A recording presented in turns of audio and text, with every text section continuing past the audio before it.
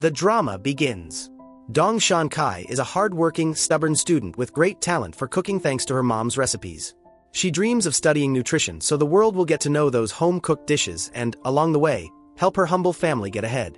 At the university, she starts alongside her best friend Jiang Xiaoyu and her childhood friend Chen Qinghe, who has secretly loved her forever, even if he plays dumb and acts like the typical best friend. On that campus, the famous F4 also reign. Dao Ming-si, the explosive leader, Hua Zhe-lei, the silent and melancholic guy, Shi Minyan, an expert in love and tea, and Feng Meizhua, the group's prankster.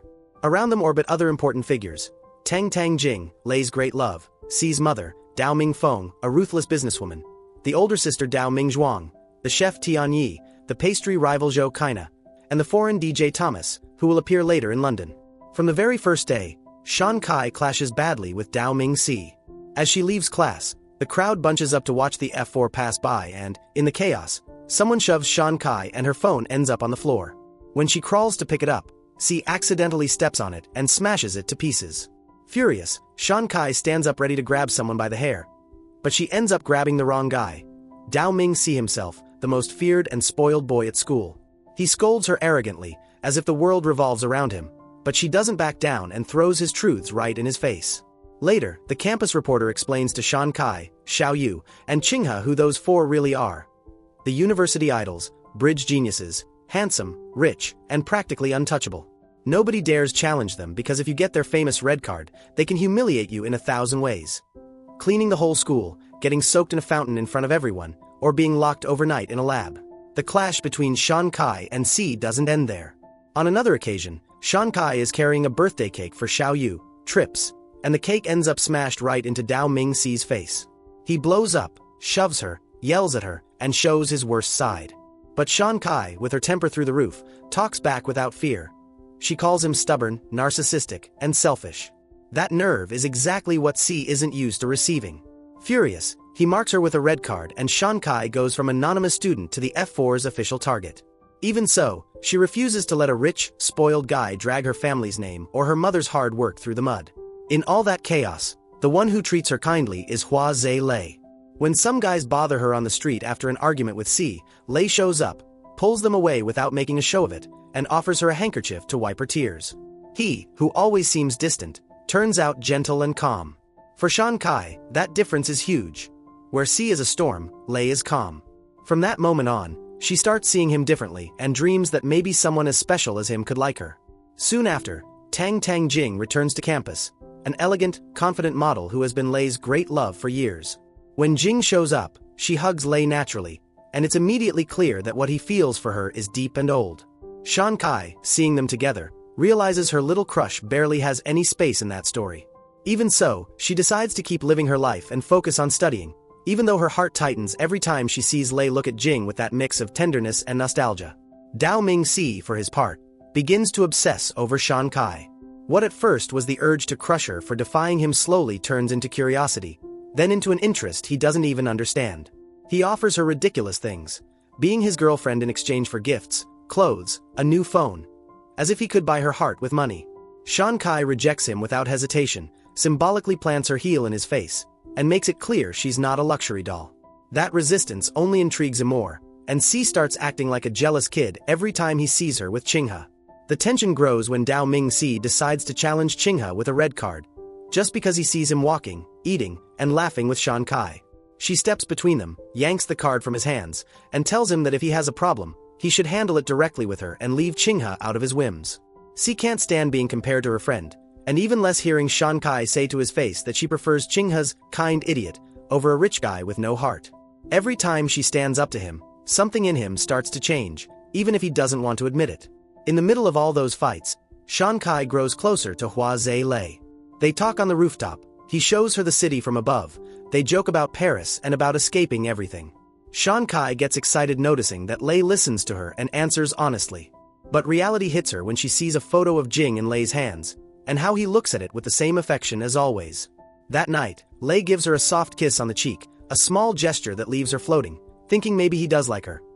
Even though deep down she knows his heart is still hooked on Jing. On Jing's birthday, everything gets even messier. She gathers friends and acquaintances, and in front of everyone announces she is giving up her position as heiress to the family company to study law in France and help the less fortunate. Her parents oppose it, but Jing cuts her hair right there to prove she's serious. Lei collapses inside when he realizes she will go far away chasing a dream that doesn't include being by his side. Shan Kai follows him outside, hugs him while he cries, and stays there to hold him together, even though it hurts her. That same day, Shan Kai drinks too much and ends up drunk. Dao Ming-si finds her stumbling around, thinks she's spying on him, and at first treats her with his usual roughness. But when she collapses onto his chest, he, nervous, ends up carrying her all the way home. The next morning, Shan Kai's aunt happily tells her that tall, handsome boy brought her back safe and sound. For Shan Kai, it's strange to see that caring side in someone who almost always seems dedicated to making her life miserable. From then on, Shan Kai and Dao Ming-si start getting closer in a weird way. He's still clumsy, jealous, and dramatic, but every time she's in danger, he shows up. When some guys try to drag her off in the street, he arrives and beats them up without thinking twice, then treats her wounds at home with rough pats and sarcastic comments, but clearly worried. She, caught between annoyance and gratitude, realizes that the boy who irritates her the most is also the one who protects her the most. The first big date happens thanks to a bridge game. Qinghe, nervous, cheats at the table against the F4. They catch him and he loses. The punishment could be anything humiliating, but Dao Ming-si surprises everyone.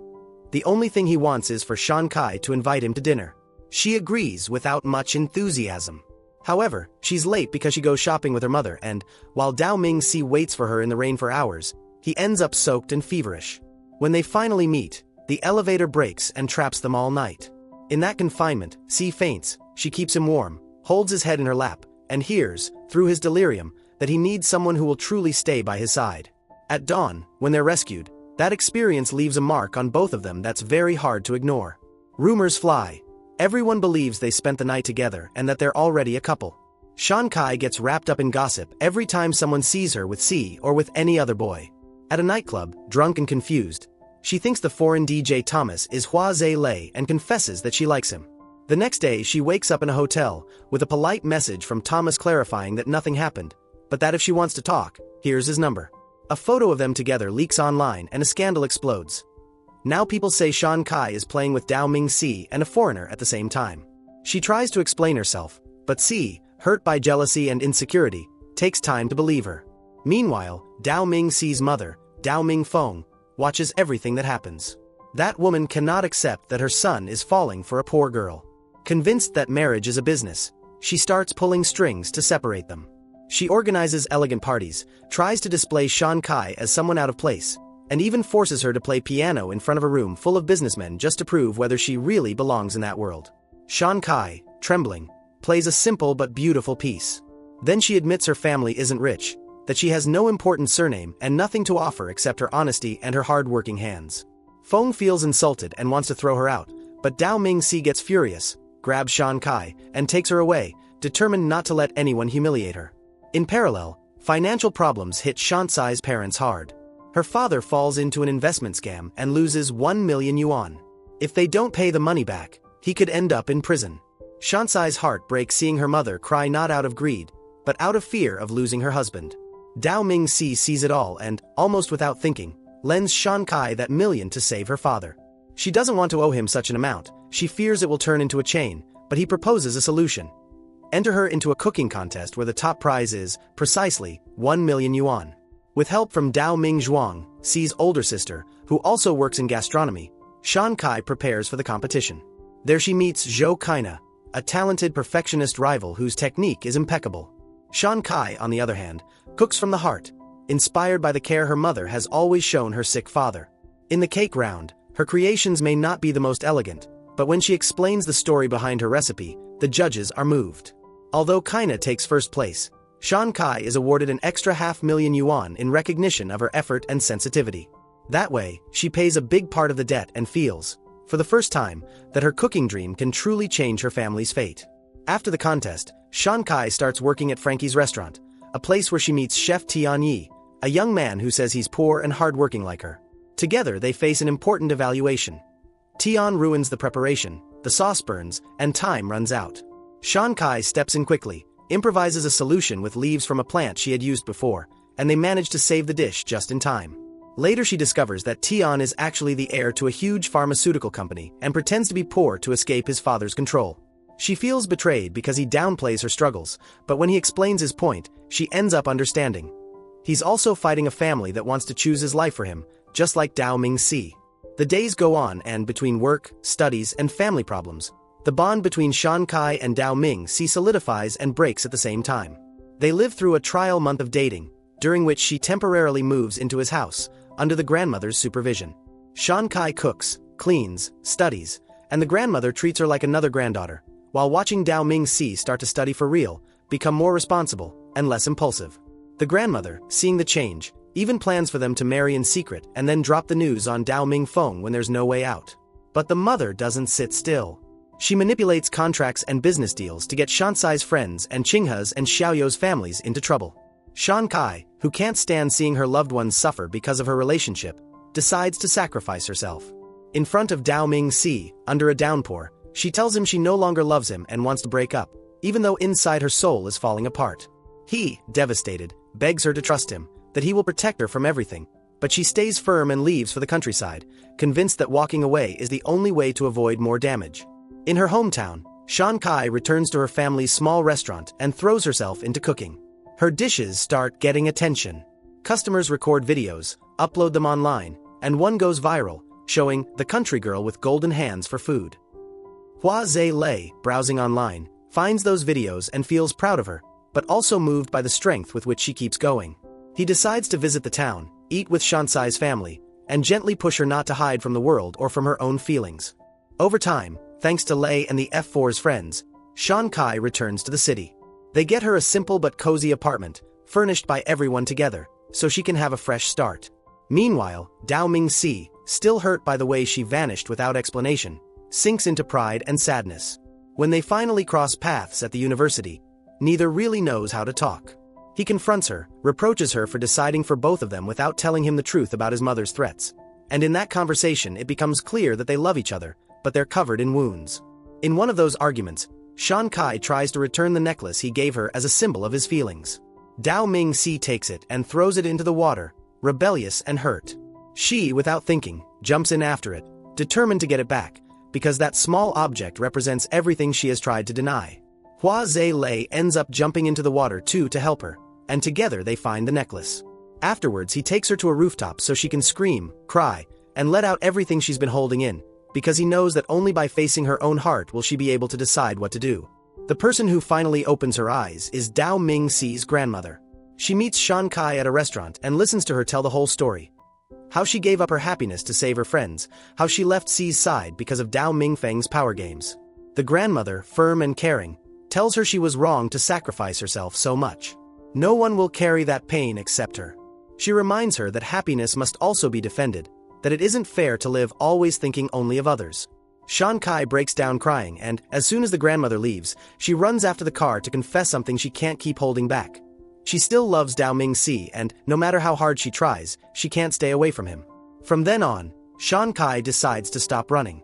She approaches Dao Ming-si at the university like before, sits with him, acts as if they're just classmates, while inside she struggles to find the right moment to tell him what she feels.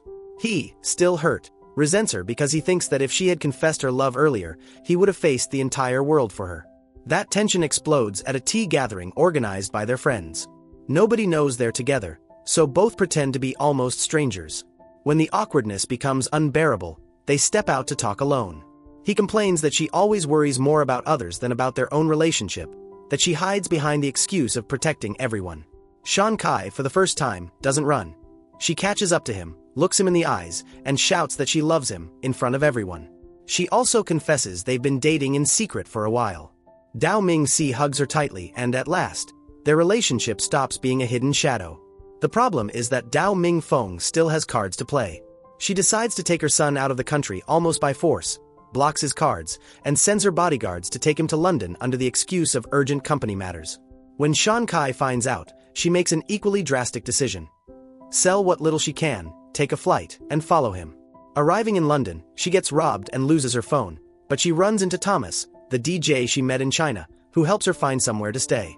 His friends, even though they were the ones who robbed her, apologize and she, exhausted, decides to forgive them. With Thomas's help, Shan Kai manages to reach the Dao Ming family's house in London. There the grandmother welcomes her warmly and lets her in, but warns her to stay calm. When she finally meets Dao Ming Si, he treats her with calculated coldness. He tells her he can't drop everything for her, that he isn't selfish like she was when she decided on her own, and he kicks her out of his life, making her feel as if her love were a burden. The truth is different. The company is on the verge of collapse. Dao Ming Feng pressures him, and an arranged marriage seems like the only way to save everything. Si, desperate, tries to protect her by pushing her away from his chaos. Shan Kai collapses, but not for long. Hua Zhe Lei has also traveled to London, worried about her. Together they spend a hard but honest day. They eat ice cream, lose the wallet, play a small improvised concert with Thomas and his friends to pay the bill, and in the end Shan Kai decides to say goodbye to Dao Ming Si properly. She spends one last night with him, cooking his favorite dish, walking until dawn, and talking as if it were the last time. Just as they hug to part, someone appears and shoots an electric shock at Dao Ming Si. She faints. When she wakes up, they are on a remote island, kidnapped. On the island, with only a bag of tools, a lighter, and a little water, Shan Kai and Si are forced to work together to survive. He fishes for squid all night, she lights the fire, they share fear and also a strange peace. In the silence, he admits he feels he doesn't deserve her, that Lei has taken better care of her while he kept hurting her. She gets fed up with that talk and tells him to stop pushing her toward others, because her heart has already chosen. They promise never to abandon each other again. In the end, they discover it was all madness organized by Xiaozi and the bodyguards, a joke to give them time alone, that spiraled out of control when the police and the media got involved in the search. When they return, a man stabs Dao Ming Si in the middle of the chaos of reporters. They take him to the hospital, he teeters between life and death, and all the friends are questioned for having participated in the fake kidnapping. Dao Ming Feng unleashes her fury on Xiaozi and on Shan Kai, telling her she isn't welcome. Shan Kai decides not to leave the hospital, even if they throw her out. She will only go if he asks her to. When Si wakes up, he pretends not to remember anything about their relationship. He recognizes everyone, except Shan Kai, at least in words. She breaks, but stays by his side, tells him their whole story again, says she loves him, and that she won't give up even if he forgot her. In that moment, Si drops the act, admits he remembers everything and only wanted to hear her say out loud what she felt. She gets furious, tries to hit him, he catches her hands and apologizes. While all their friends laugh seeing that, even on the edge of tragedy, they're still an adorable mess. Life finally seems to stabilize. They keep studying, dating, arguing, and making up like any stubborn couple. Dao Ming Si, without big ceremonies, blurts out a marriage proposal, saying they'll probably argue every day, but even so he wants to marry her. Shan Kai doesn't take it very seriously because he doesn't kneel or do the classic ritual. Later, he sends her 520 roses, a number that sounds like, I love you, in Chinese, and leaves one flower out. When she, indignant, calls him to complain because one is missing, he shows up holding the last rose in his hand. It's his ridiculous way of making a romantic declaration in his own style. With the families now aware, Dao Ming Si travels to the countryside to formally ask for Shansai's hand. Her mother, sensible, tells him that before talking about a wedding he must inform his own mother, that it isn't right to move forward without that step. He, impulsive, starts a video call with Dao Ming Feng right there and announces he will marry Shan Kai. Feng pretends to be calmer, gives a kind of approval, but doesn't completely give up control.